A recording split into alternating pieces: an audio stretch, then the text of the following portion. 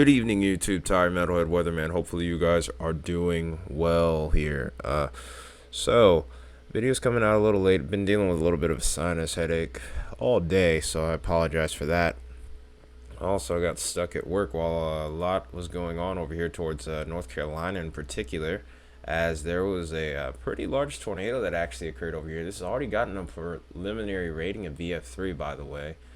It was pretty significant, even left some ground scarring in the rural parts of the county here. So, in total, 3 tornado reports today, including one in Minnesota as well. Storms are still ongoing over there, but the main threat now is wind and hail here. 61 hail reports as well, 10 of which were above 2 inches in diameter. So, it's been a pretty active night so far. We could end the night with about 100 reports, maybe a little bit more. We'll see what happens with that. But the big topic now, we're switching gears and heading into tomorrow, where we have 3 slight risk areas and 1 area that's even enhanced risk. So our enhanced risk right now includes Garden City, Liberal, Kansas, and then areas back towards both the Oklahoma Panhandle, which would probably include Elk City and a few other areas as well. We have Lamar, Colorado, and Guyman, Oklahoma. So pretty active setup for this one right here. Very impressive, by the way, from what I've seen on it so far. The slight risk even extends towards Denver and Pueblo here, so we need to keep an eye on you guys as well. Wouldn't be surprised if this enhanced risk did get stretched a little further back to the west. So we're going to be talking a little bit about why that is an opinion of mine as well. But we also have to look out for Woodward, Oklahoma here in the slight risk, where the potential is for severe weather as well. Excuse me. But also we have this secondary slight risk area, which is stretching around the central part of the Great Lakes. So Detroit, you're in there as well. Cleveland, Ohio, you're in there. Fort Wayne, Indiana. Columbus, Springfield, Cincinnati, Indianapolis, Indiana. Then even stretching into central Kentucky, Louisville, Bowling Green. Fortunately and unfortunately, I think Mayfield's just outside of that, but the threat for rain continues over there, and they've had a flash flood emergency. So keep those people in your thoughts as well, as we're looking to deal with more rain, unfortunately, for these areas. So just craziness all around this year. It's been a year to remember for sure so far, especially with severe weather. And then, of course, here's our 3rd slight risk area. Thankfully, Raleigh is not in the slight risk, but they are in the marginal risk. If I remember correctly, they were in the marginal risk today. So that's just also a reminder that just because you only have maybe a 5% chance of severe weather or even 2% chance of a tornado, you can't take it lightly every time. But Charlotte and Wilmington here, you guys are in tomorrow's slight risk. Also Columbia, South Carolina, and many others. And then since we're talking about marginal risk, Binghamton, New York, you have to keep an eye out. Watertown, Rochester, Buffalo, Pittsburgh, Charleston, West Virginia, Roanoke, Raleigh, Nashville, Chattanooga, even my hometown, Atlanta's in there. Jackson, Tennessee, Clarksville, you're in there as well. Memphis, Tulsa, and Oklahoma City as well. Everyone in even this darker green area needs to be on the lookout for severe weather. Main hazard with this is going to be wind, especially towards the enhanced risk region, where we even have the hatch risk. Suspicion is going to be mainly for an MCS developing here and pushing further off to the south and east eventually before weakening. Nonetheless, though, while in this enhanced risk area, we could see some gusts above 70 miles an hour pretty easily, maybe even above 80. So definitely going to be something to watch very closely on. I do intend to go live tomorrow and cover this in particular. Can't guarantee what happens over here with these setups. If they fire early in the day, I won't be able to cover them, of course, because I'll be at work. Also have to note keep an eye on the notable hail threat here towards both of these regions. I'm particularly thinking that they're going to have a hatched risk at the very least, if not an upgrade to an enhanced risk over towards the Colorado-Kansas line in particular. I've looked at some parameters recently, and it looked like they were more than favorable at the moment. Also, looking at the Ohio Valley here, there's also that 15% area that exists as well in the same areas we mentioned. As far as tornado threats concerned, it's 2%ers in both regions, but very widespread 2%ers. So, wouldn't be surprised if somewhere in there we would end up seeing a 5% pop up somewhere around here. My based off the models here, my gut's kind of telling me if it happens, it would be more so towards the Indiana Ohio line as of right now. Maybe a little bit over towards the North Carolina South Carolina line too. Some of these other areas I can't rule it out, but I find it a little less likely. But again, just like we learned today with just east of Raleigh, threat isn't if the threat's not zero, definitely keep an eye out. So that being said, let's go ahead and take a look at said models. Gonna go backtrack a little bit here. I was looking at the models actually before I started this video, but we'll start out by looking early in the morning here, and here is our upper level setup across this region here. Wouldn't call this necessarily a jet streak, but this little area right here is going to be the main source of causing severe weather here. It's going to probably start more so towards central Indiana and then work its way off to the east here.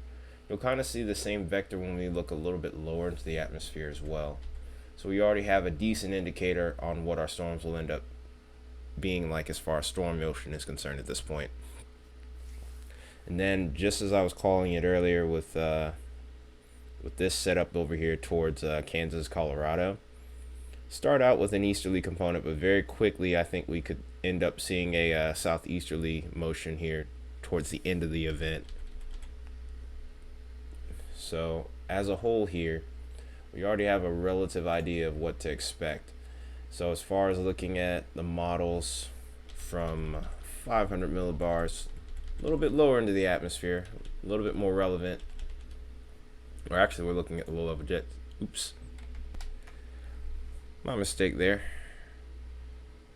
But looking at the 500, like I said, later into the afternoon, probably in mid-afternoon is when we'll start to see some development over here across parts of the Ohio Valley here and the Great Lakes. And eventually, as we get later into the evening, we'll probably see some activity really start flaring up at this point.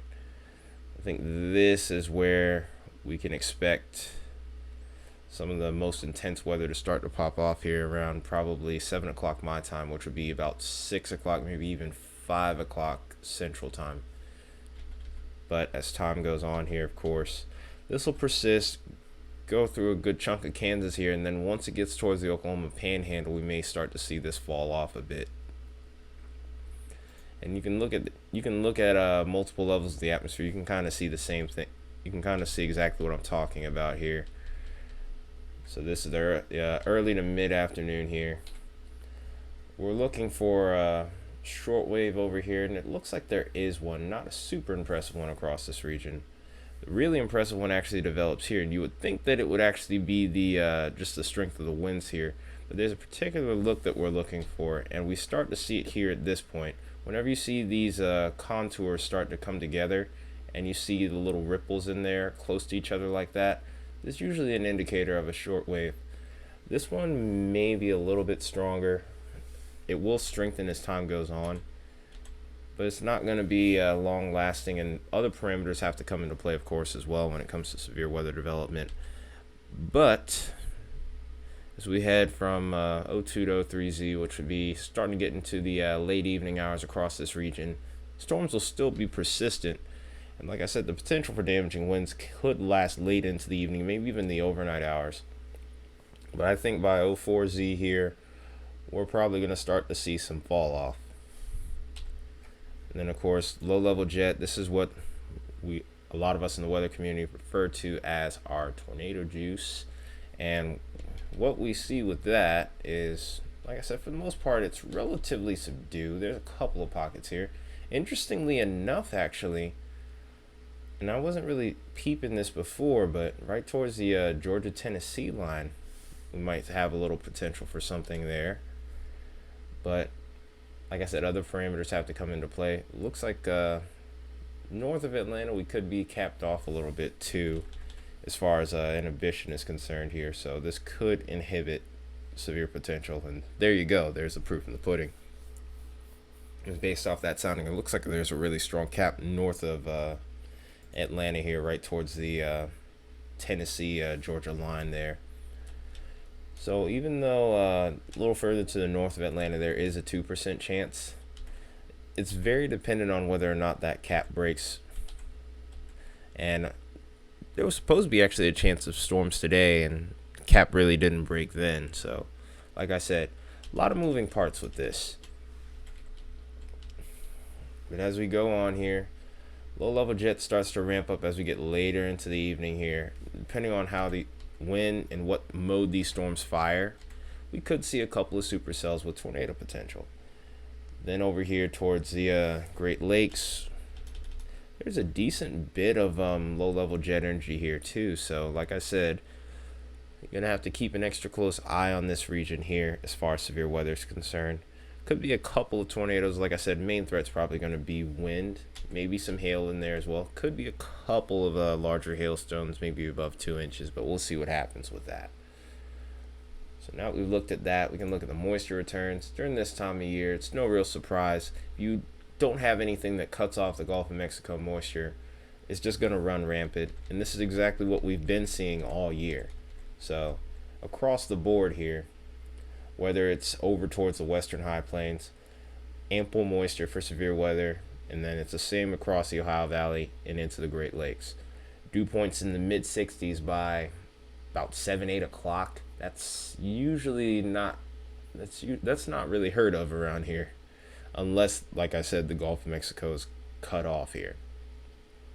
And then even over towards this region, it sometimes can be pretty difficult to get that Gulf of Mexico moisture to work its way this far to the west. But we don't seem to be having any sort of issues here, and this is right above the ground, so you will be experiencing this if you're looking at this on your screen right now. So if you're seeing these 60-70 degree dew points, brace yourself and make sure that you stay hydrated, because it's going to be really muggy, oppressive humidity. Not going to be fun to deal with, and trust me, I know, because I'm a landscaper and I have to deal with it here in Atlanta. So just brace yourselves on that one. Nonetheless, though, let's start to get into the severe weather parameters here. So we've kind of fast forwarded a little bit here. Went a little too far forward, actually.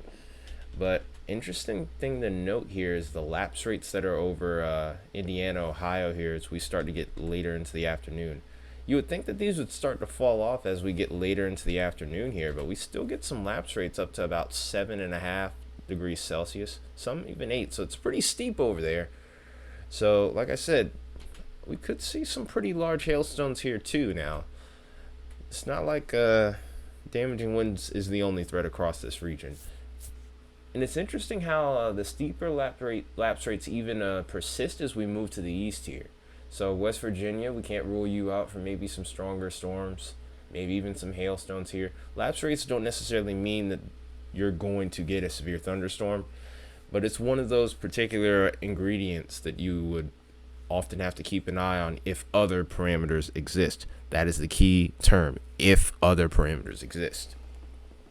As far as things are concerned over here, lapse rates are pretty steep. Towards the western high plains, it usually is. That's why some of the largest hailstones ever recorded in the U.S. often occur across this part of the U.S., just off the flanks of the Rockies here. Lapse rates play a huge part in that. So we're in a good environment for these storms to really thrive here, especially as we go later into the evening. So I'm a little bit behind this line of storms most likely at this point. But just looking at the lapse rates here, for example, about 8.2 from the mid-levels up. It's pretty intense at this point. Kinematically, this is not a good setup, of course, and then, of course, the inhibition is ridiculous, so wouldn't expect a storm over this region, but that's a perfect example as to what I'm talking about here. Just because you have steep lapse rates or really high lapse rates, whichever one you want to refer to them as, even though steep would be the correct term, doesn't necessarily guarantee that you're going to get a severe storm. But somewhere around here is where we would have this area of thunderstorm our area of severe storms, or our MCS, developing here. But let's go ahead and take a look at mixed layer Cape, which is going to be what's representative of our instability here. As we go from 15Z onward here, across both of these regions, we have very ample instability, sitting at least about 1500 to 2000 plus over here, maybe even increasing just a tiny bit as we get later into the afternoon and the evening here. Could even be a tiny pocket of 3000 that develops here. But the real eye-opener is this section over here, over towards Oklahoma, Kansas, Colorado, and even the panhandle of Texas here, where we're getting up to about 3,500 joules per kilogram. In fact, I'm going to actually take a sounding from this region here and watch what happens with this. So we're going to go to about 22Z, click this spot over here. This is south of Pueblo, and boom. There is a tornado threat with this sounding according to model data here. As far as low-level kinematics are concerned, not a lot to really work with here.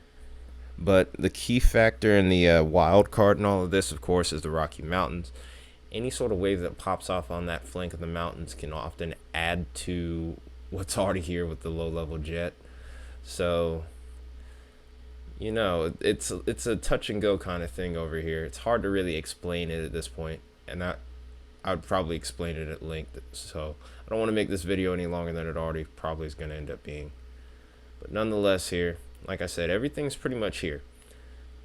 Impressive instability, decent low-level kinematics, and then also as far as other parameters such as damaging, when the D cape is over 1400 joules per kilogram. Usually a good threshold number would be 800 to 1000. So we're well past that at this point. Hail potential is pretty high. Significant hail is at about, indicator parameter is at about a 1.8. Usually anything above a 1 is an eye opener, and you can see the hail analogs here. Potentially even up to 3 inches in diameter. And then what I was talking about earlier, if you can get a storm to form over the areas that have pretty steep lapse rates here, which is also indicated by this little area in the purple, this little line here in the purple, you can get some pretty significant weather possibly. So, like I said, this is a very favorable area of interest right here. So, definitely need to be watching the weather over towards this region. Oops, scrolled a little too far here, but as we head throughout the evening here, watch what happens as we get towards 03 and 04Z. A lot of that instability is starting to fade out at this point, so having to keep a close eye on both of these regions here as far as severe weather is concerned. But any time after that, is especially as that line of storms moves a little further to the south and east here, we'll probably start to see a drop off in its intensity. So last thing we'll look at here is composite reflectivity. We're going to get an up close view for this one. So we'll start out, of course, with the enhanced risk, and this is towards the of course towards the western high plains.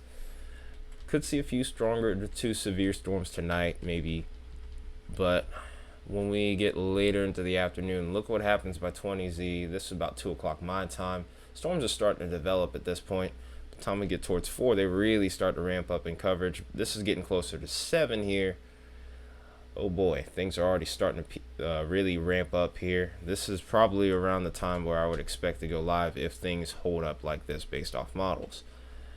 Then as we continue to go forward here, we'll see that line really start to intensify as it goes further off to the south and east. But of course, after about 03, 04Z, start to run out of instability here. So the juice to keep these storms going kind of fizzles out, and along with that, so do the storms themselves. So that's what we're looking at across the western plains here. Let's go ahead and shift over to the Ohio Valley here. So here's our current time. Just looking by tomorrow afternoon, and actually storms are firing a little. No, that's actually about on schedule, I would say. So right around 3 o'clock, we could start to see some severe weather pop off here, and then as we get later into the evening, it could really start to ramp up after that point. Ironically, it looks like both of these systems really start to ramp up around the same time. Maybe this one just a tiny bit earlier, but for the most part, It's interesting to see that eventually we do see what looks to be a squall line begin to develop here. But on the northern flanks of that, we could see a few comma heads and maybe a few tornadoes develop with that. Comma heads are a particular radar image that we would look for as far as linear storms are concerned. But nonetheless here, definitely something to keep an extra close eye on as far as severe weather is concerned. But anyway, that's all I got for you guys on this video. I hope you enjoyed it. If you found it useful, you know what to do. Smash that like button. Also, share this video too, because a lot of people seem to be under the gun for severe weather tomorrow. Also, if you're new and you're just happening to see this video or this channel for the first time, definitely would love it if you hit that subscribe button and then also smash that bell so that way you can get notified of every video. I make these videos pretty freaking often. But that being said here, this has been Tyler Metalhead Weatherman. I'll see you guys in the next video. Probably going to be going live tomorrow. Maybe I'll make an update video in the morning as well. Until then, you guys take care and have a good night.